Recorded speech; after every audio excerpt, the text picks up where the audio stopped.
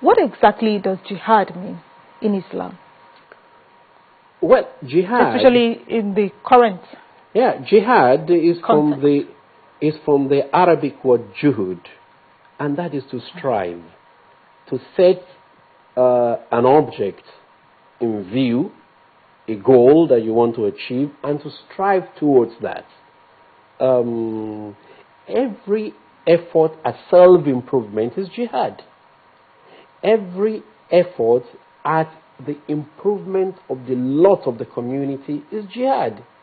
Every effort to improve spiritually, educationally, economically is jihad in the broadest possible sense. It does not necessarily mean fighting. All right?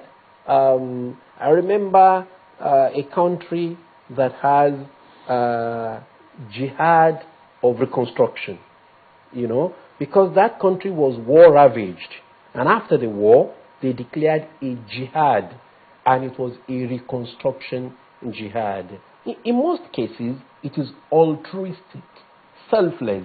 You are not expecting a direct material reward.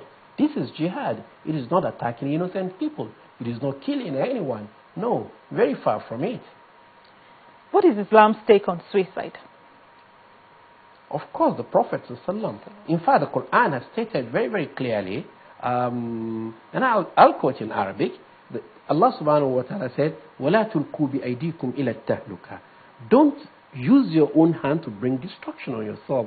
The Prophet ﷺ said, whoever kills himself, all right, will suffer the pain that he suffered at the point of death until the day of resurrection.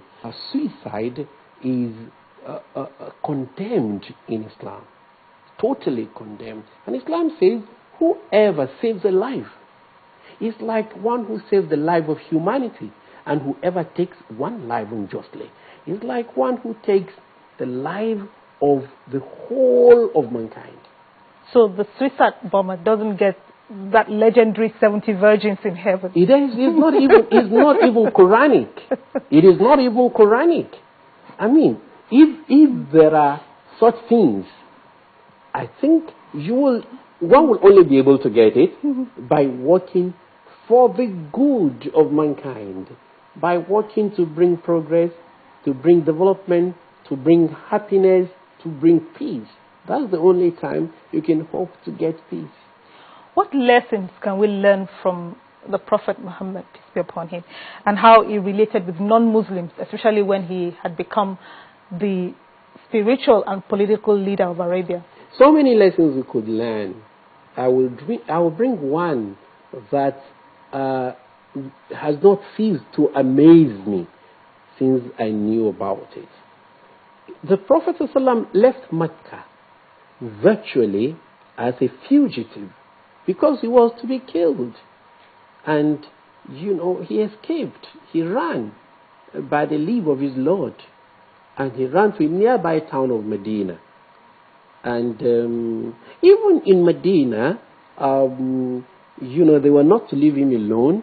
They wanted to put paid to the trouble that he was giving them. So wars were waged against him. He had to defend himself. But finally, he got strong enough. And he entered Mecca. He entered Mecca with almost 100,000 army. The Meccans had no answer at all. They could not face an army of more than 100,000.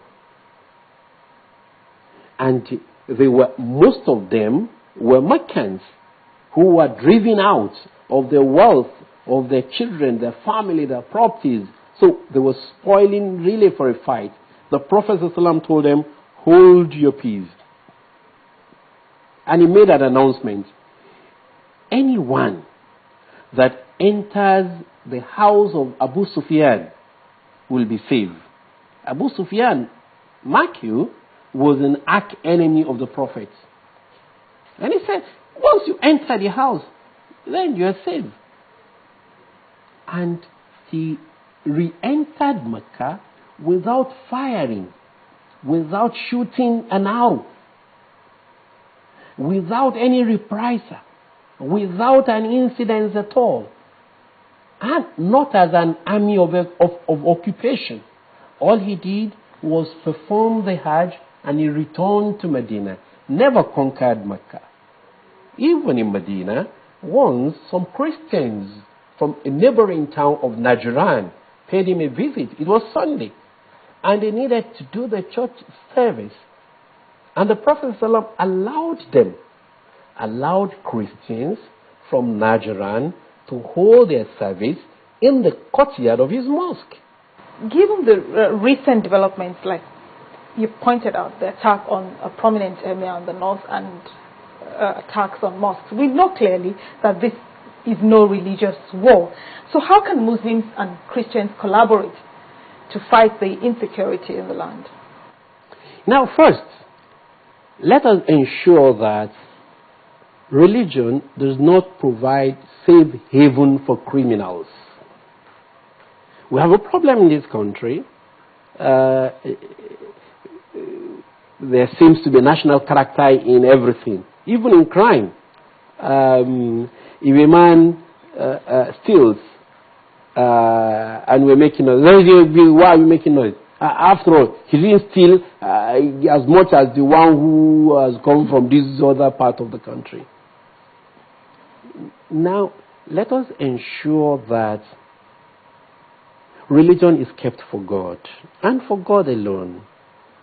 And religion does not provide